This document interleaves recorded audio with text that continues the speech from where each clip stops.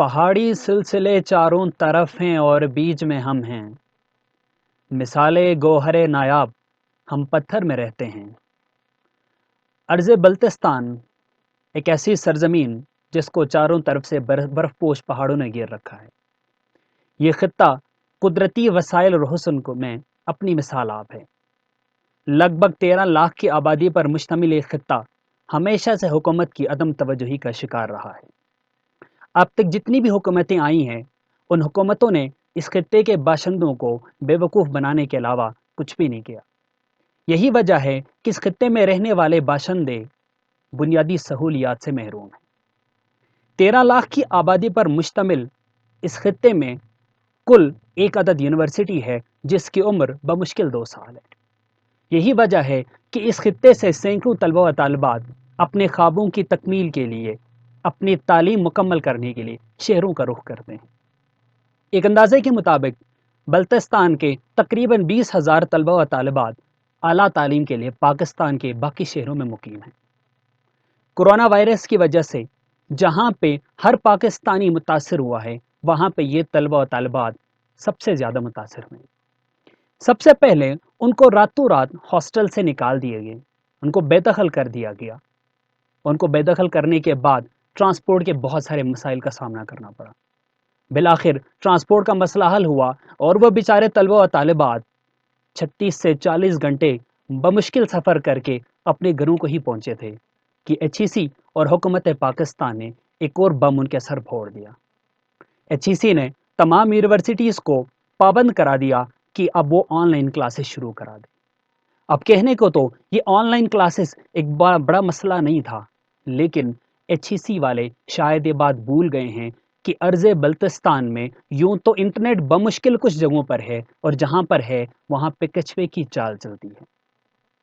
Special communication organization SCO ان کے ٹیلی phone services, DSL services اور 3G 4G کے نام پہ کچھ جگہوں پہ انٹرنیٹ کی سروس تو ہے، لیکن وہ اس قدر ناقص ہے کہ ان سے آن لائن کلاسز تو بہت دور، ایک میسج کرنے میں 5 سے 6 گھنٹے لگ جاتے ہیں۔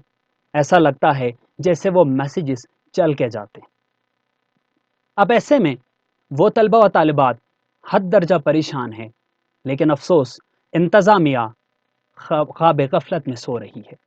ان کو احساس ہی نہیں ہے کہ ان کے مستقبل کا جو سرمایہ طلبہ و طالبات خطرے میں ہیں، ان کا فیوچر خطرے میں ہے، وہ اس بات کو سمجھنے کو تیار ہی نہیں ہے۔ طلبہ و طالبات عجیب کشمکش میں ہیں۔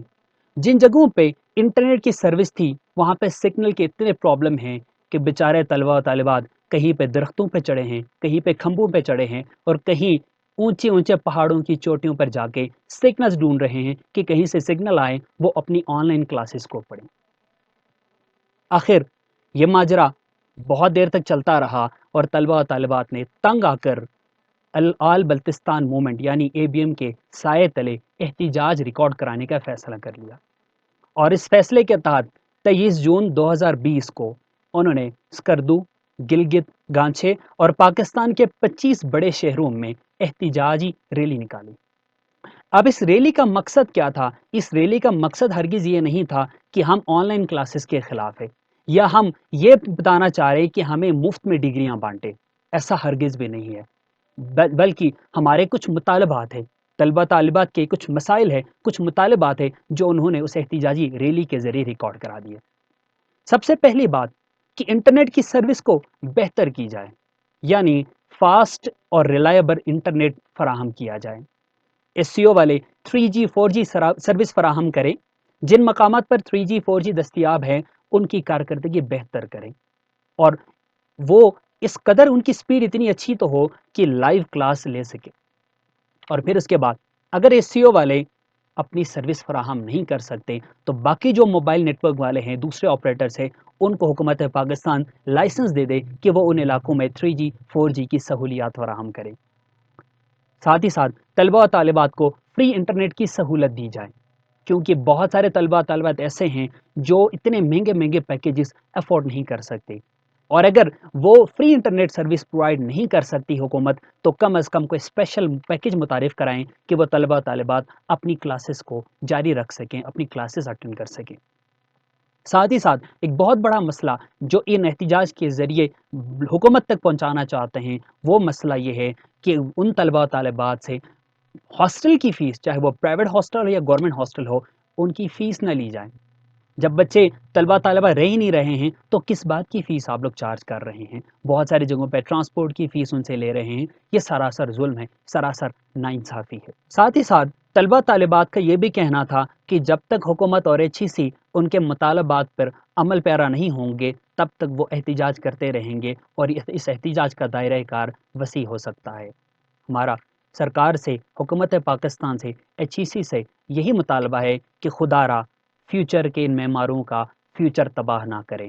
خدا را ہوش کے ناخن لے اور فوراً سے ان سروسز کو بہتر کرنے کے لیے اقدامات کریں۔ آپ سب کا بہت شکریہ۔